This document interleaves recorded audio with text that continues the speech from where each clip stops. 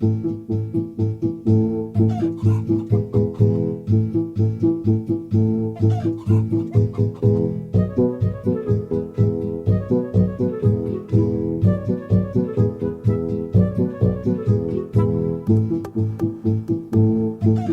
it was evening, most of the hens went into the hen house as usual. A few of them were still digging in the potato patch. Come, time for bed. The worms are all gone.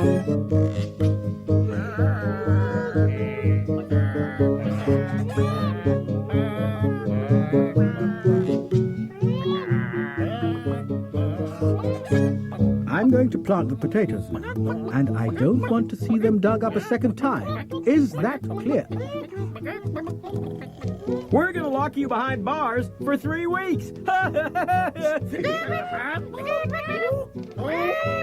Sorry, ladies. No, we're not. We're not going to lock you behind bars for 3 weeks. Oh, no. It was too late. The hens were furious and ran backwards and forwards, cackling and sobbing. They're going to lock us in the hen house. He's going to trick us again. What a mean man, what a mean man. Oh, Findus, now I'm in trouble. Why did you have to go and say that? I haven't said a single word. The hens hid themselves under the bushes. They had a lot to say to each other about how awful Potterton was to them. We don't want to be locked in. We want to spend all night out here. But ladies, what if the fox comes out and gets you? Yeah, there are lots of foxes hiding right behind the stone wall. You can't fool us again. There are no foxes round here.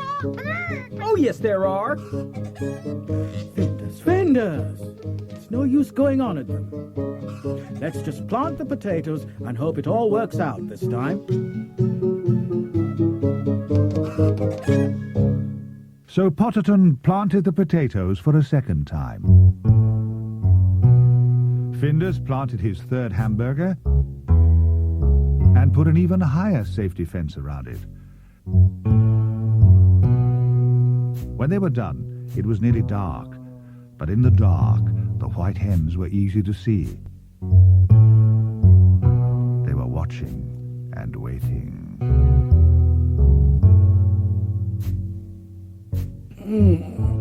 I'm going to bed now. You hens can stay out here if you dare, but you have to promise me you won't dig any more. Maybe. Maybe we'll promise. Maybe. Findus led the way in. Potterton followed, with a frown on his forehead. It bothers me, Findus. It really does. What if a fox really does come? It just came into my mind, Findus. You like a thrill, don't you? Wouldn't you just love the thrill of standing guard tonight? You're the one who can see in the dark. And you can wake me as soon as the sun comes up. Wouldn't you like that? Are you sure you mean me? Did you mean a little cat like me can scare away the foxes all by myself in the middle of the night? No, of course I don't mean that. I only want you to stand guard. You can be in your treehouse, and you can take up a pail full of stones and a torch.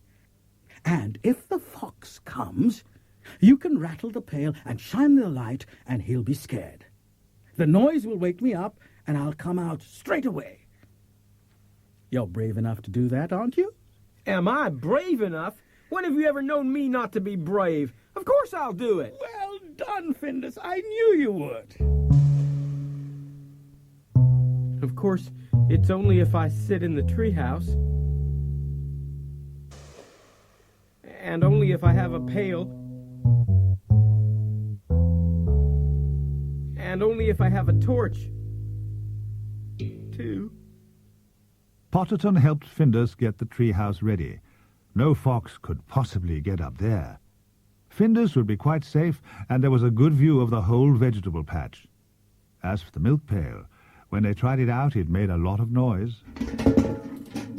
Just to be on the safe side, though, they rigged up a string running from the treehouse through Potterton's open window. He would tie the string to his big toe.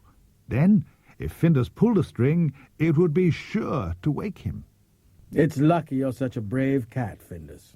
Yes, I really am brave. Of course, cats are brave animals. You'll be fine, Findus. It'll be light again before you know it. Then you can wake me up. Good night, Findus, and don't sleep tight.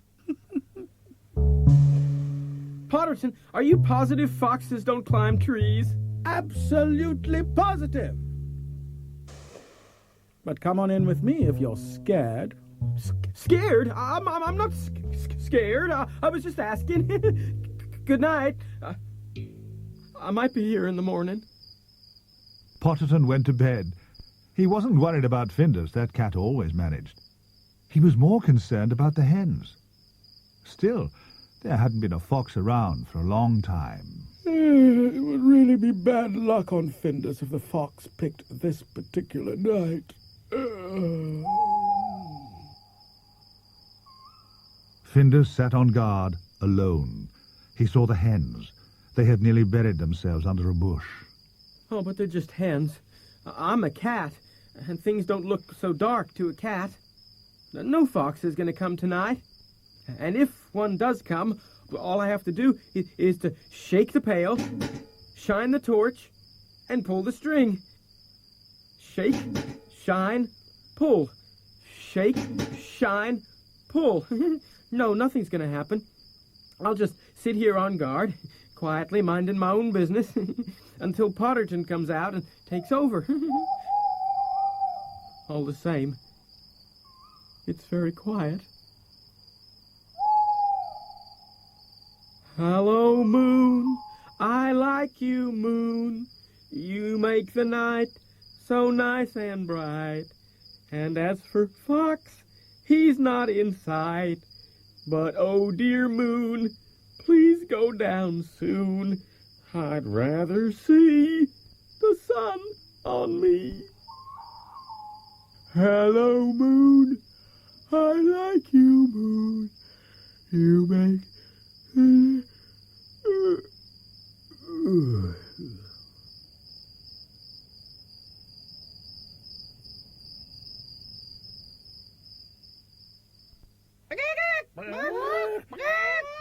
Findus awoke with a start. What was all that clucking?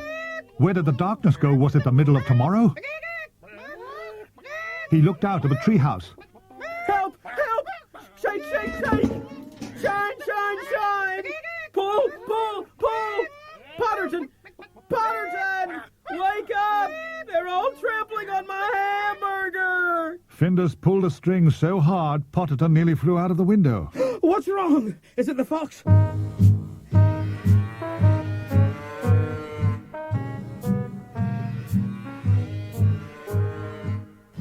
Oh no, not again!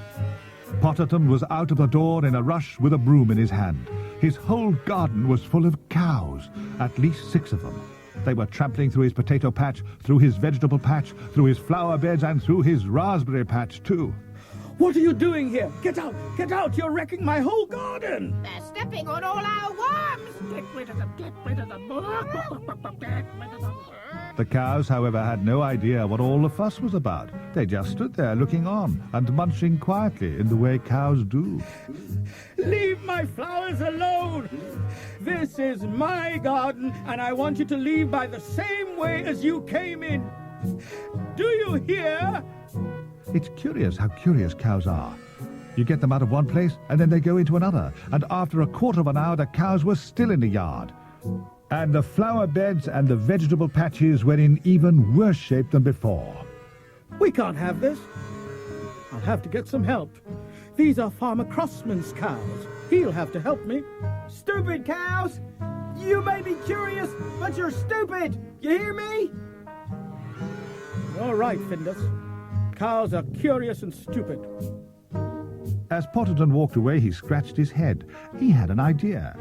If they are curious and stupid, I bet we can trick them. And I think I know just how. The cows were standing perfectly still and watching wide-eyed. They saw Potterton, Findus, and all the hens go into the kitchen. The cows carried on staring, and after a while they saw Potterton and the hens come out. looking very pleased. Now, ladies and cows, after such a devastating incident, it is time for something we can all enjoy. I beg your attention. Without further ado, let me introduce the dancing bag.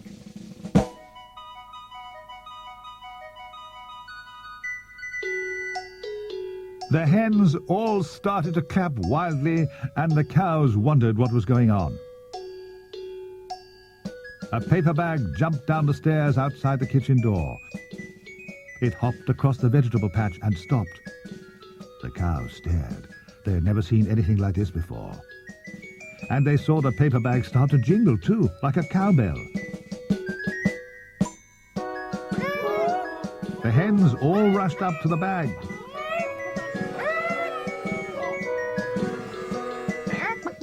Whatever can this be? Oh, very odd. All the time, the hens were clucking and cackling. They kept giving little glances in the direction of the cows. Wild with curiosity, the cows scurried over to the bag. But when they were almost there, the bag ran off across the vegetable patch, stopping on the other side. The cows stopped too. They had to stand still and think about what was happening. But when they heard the cowbell jingling, they started moving again even more eagerly. When they had almost reached the bag, it ran up the slope above the farm, stopping at the top. It danced about, and the cowbell went on jingling. The cows followed it, and after them went Potterton, and so it went on. The bag danced a little bit, and the cows followed. Then the bag danced a little bit more, until all the cows were back in the meadow where they belonged. Potterton lifted the broken fence back up and tied it together with string. The paper bag stopped dancing. Findus hopped out of it. The cows stared and stared. They looked very foolish and very fooled, which of course they had been.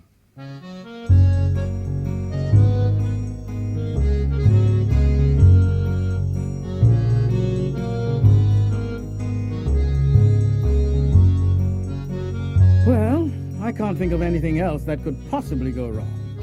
So, I'm going back to bed. Tomorrow I'll go and see all the neighbors and get everyone to check their fences. Then we'll have to plant our garden all over again. Personally, I think we should just grow my hamburger. We could plant it in a pot and keep it on the windowsill. I don't think all these vegetables are good for us.